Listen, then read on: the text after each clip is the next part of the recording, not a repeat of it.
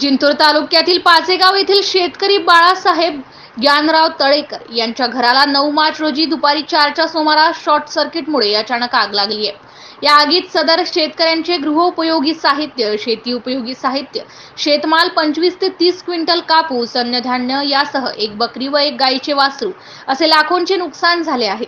आगीची माहिती कळताच गावकऱ्यांनी धाव घेत पाण्याच्या सहाय्याने आग विझवण्याचा प्रयत्न केला। तोपर्यंत आगीत सर्व नष्ट झाले होते। या संदर्भात तात्काळ पंचनामा करून नुकसानग्रस्त शेतकऱ्यास भरीव आर्थिक मदतीची मागणी ग्रामस्थांच्या वतीने करण्यात येत आहे। MCN न्यूज मराठी करिता माबूद खान, परभणी। चक झाली, काही कपडे, काही दागिने होते लेकराचे, ते गेले, काही व्यवसाय झाली, समजा हे झालं, पाणी झालं, समजा याचं साड्या ह्या समजा चक